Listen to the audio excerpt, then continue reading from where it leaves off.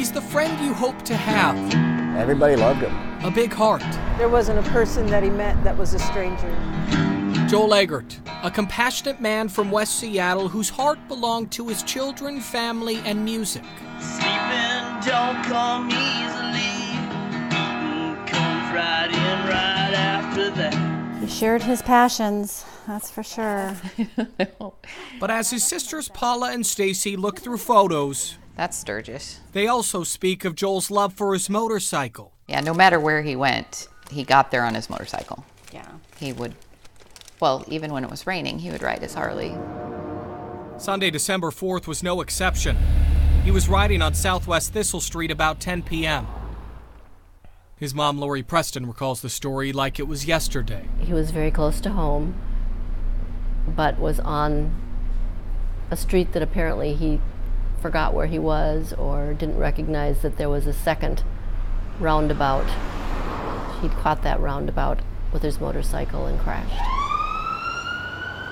They called us and said that he was at Harborview, and when the trauma surgeon came out to talk to us, we knew he was gone. Around his bedside that night, family and friends sang farewell to this music man. They still speak of his heart.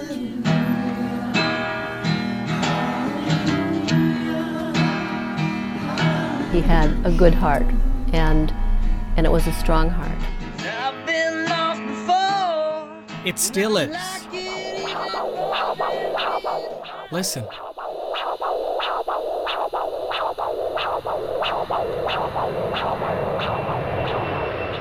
It was very hard.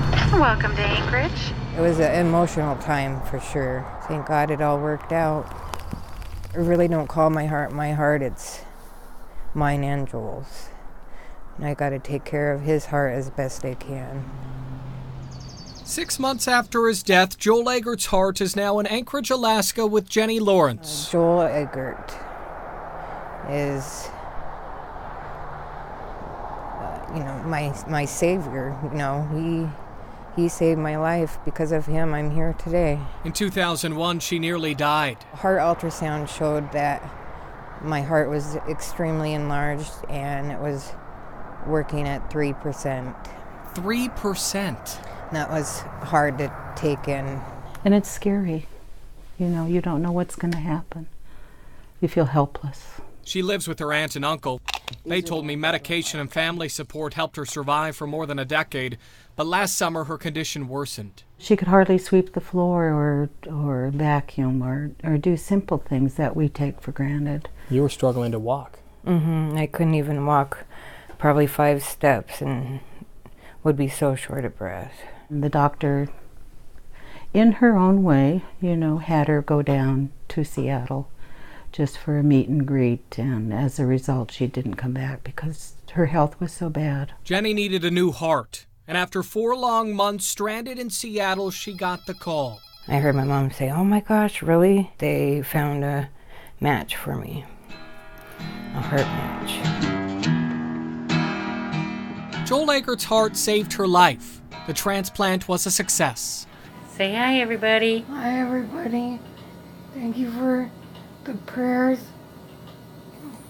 Thank you, Jesus. Thank you, Jesus, for a second chance. If you could talk to Joel Eggert today, what would you tell him? I would tell him, thank you for being an organ donor. Thank you for giving life back to my niece, Jenny. Jenny now comes to Seattle monthly to have a doctor check on her heart. And in March, she had the chance to meet privately with Joel's mom and separately with his sister Stacy. Oh, I miss him. But Joel's sister Paula lives in Minnesota and never met the woman with her brother's heart. That's why this walk down this hospital hallway was filled with every nerve and emotion. This is Jenny. Yes. Yes. You want to do yoga Okay. before or after? She was waiting for this. Hello. How are you?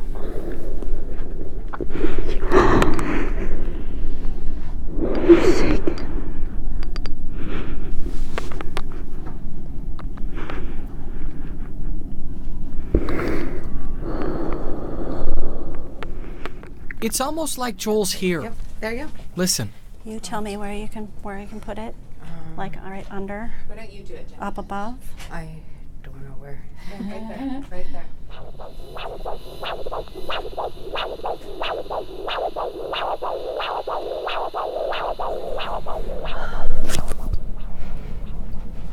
It just gives you some hope. It gives you some joy and so much sadness.